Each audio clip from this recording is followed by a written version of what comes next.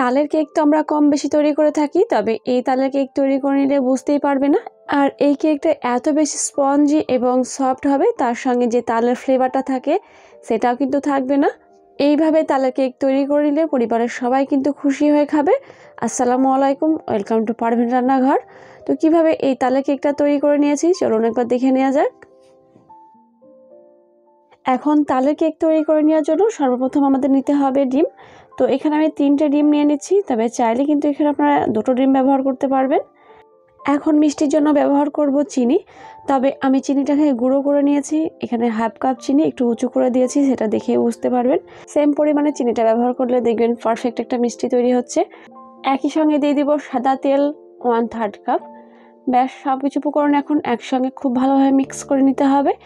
এখানে আমি চিনি গুঁড়ো ব্যবহার করেছি, এর জন্য কিন্তু সহজেই মেল্ট হয়ে আসবে।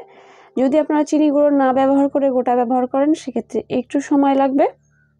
এখন এর মধ্যে দিয়ে দিতে হবে তালের পাল্প। যেহেতু আমরা আজকে তালের কেক তৈরি করছি, এর জন্য তালের পাল্প নিয়ে নিতে হবে। তালের পাল্পটা আগে থেকে জাল করে নেওয়া ছিল, আর এটা অবশ্যই ঠান্ডা ব্যবহার করবেন। এই কেকটা তৈরি করে নেওয়ার জন্য তালের পাল্প বা রস ব্যবহার করলাম হাফ কাপ। এতে কিন্তু খুব সুন্দরভাবে কেকটা তৈরি হয়ে যাবে। আমি 5 থেকে 7 মিনিট ফেটে নেওয়ার কারণে এটা দেখে বুঝতে পারবেন যে কেকের ব্যাটারটা হবে সেটা কিন্তু অনেকটাই চেঞ্জ হয়ে গেছে কালার। এখন ময়দার ব্যাটার রেডি করে নিতে হবে, এর জন্য চালনের সাহায্যে এটাকে চেলে নিতে হবে। আমি 1 কাপ ময়দা নিচ্ছি। যদি আপনারা 2টো ডিমে তৈরি করে থাকেন সেক্ষেত্রে 1 কাপের থেকে একটু কম ব্যবহার করবেন। আর দিয়ে দিচ্ছি 1/3 কাপ গুঁড়ো দুধ। গুঁড়ো দুধ দেওয়ার কারণে কেকটাতে কিন্তু অনেক সুন্দর একটা টেস্ট আসবে। এর মধ্যে দিয়ে দিলাম 1 চামচ বেকিং পাউডার এবং 1/4 টিস্পুন দিয়ে দিচ্ছি লবণ। লবণটা বুঝে ব্যবহার করবেন, বেশি ব্যবহার করে ফেলবেন না। এখন সব কিছু উপকরণ একসঙ্গে চেলে নিতে হবে। এতে করে কি হবে, স্মুথভাবে ব্যাটারটা তৈরি হবে।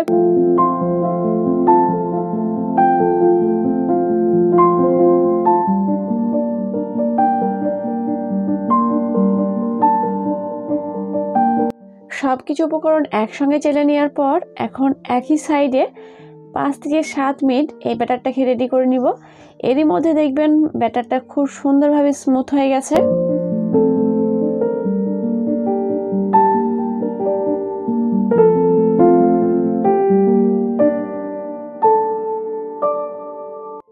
এই তো কেক তৈরি করে নেওয়ার জন্য ব্যাটারটা পুরোপুরি রেডি করে নেওয়া হয়ে গেছে।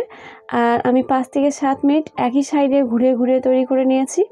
এখন তালের যে ফ্লেভারটা থাকে এবং ডিমের যে গন্ধটা বের হয় কেকের মধ্যে সেটা কিন্তু থাকবে না। এর জন্য আমি দিয়ে দিলাম 3 থেকে 4 ফোঁটা ভ্যানিলা এসেন্স।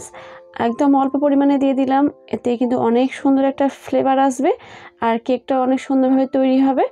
এখন কেকটা তৈরি করে নেওয়ার জন্য লম্বা টাইপের একটা মোল্ড ব্যবহার করেছি। আপনাদের পছন্দ অনুযায়ী একটা মোল্ড ব্যবহার করে নিতে পারবেন। এর মধ্যে দিয়ে দিলাম সাদা তেল 1 থেকে 2 ফোঁটা।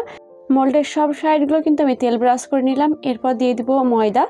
এইভাবে ময়দা ছড়িয়ে নিলে কেকটা বের করতে অনেক সুবিধা হবে। যদি ময়দা ব্যবহার না করেন সেক্ষেত্রে বাটার পেপার ব্যবহার করবেন। বাটার পেপারে একটু তেল ব্রাশ করে নেবেন। এখন রেডি করে রাখা কেকের ব্যাটারটাকে দিয়ে দিতে হবে।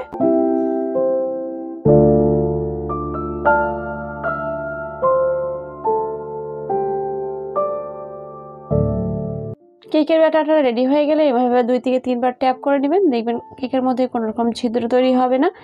এখন আমাদের এটাকে বেক করে নিতে হবে। বেক করে নেওয়ার জন্য চুলায় কড়াই বসিয়ে নিলাম, একটা স্ট্যান্ড দিয়ে দিলাম, এর মধ্যে দিয়ে দিতে হবে কেকের ব্যাটারটা।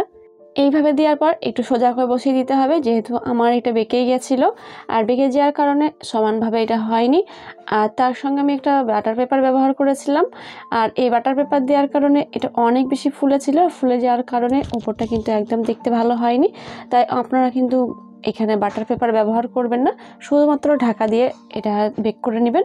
আমি এখানে বেক করে নিচ্ছি প্রায় 45 মিনিট, তবে 5 মিনিট হাই হিটে জাল করে নেওয়ার পর বেক করে নিয়েছি।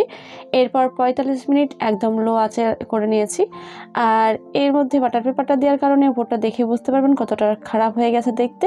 মাশাআল্লাহ, কেকটা অনেক বেশি ফুলেছিল আর কেকটা কিন্তু অনেক সুন্দর স্পঞ্জি এবং সফট হয়েছিল।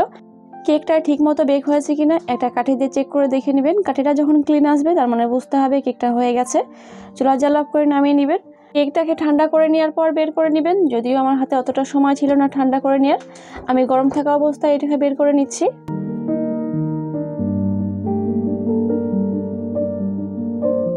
যে সাইডে আমরা ময়দা ছড়িয়েছিলাম কেকটা তৈরি করে নেওয়ার জন্য একটু নাইফ দিয়ে তুলে ফেলে দিলেই হয়ে যাবে।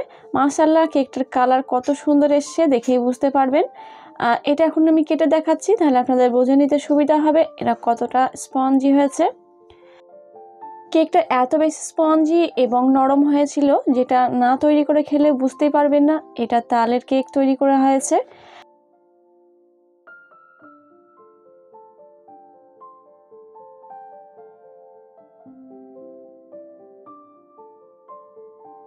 আমি কেকের সাইজগুলো ঠিক এমনভাবে কেটে নিয়েছি।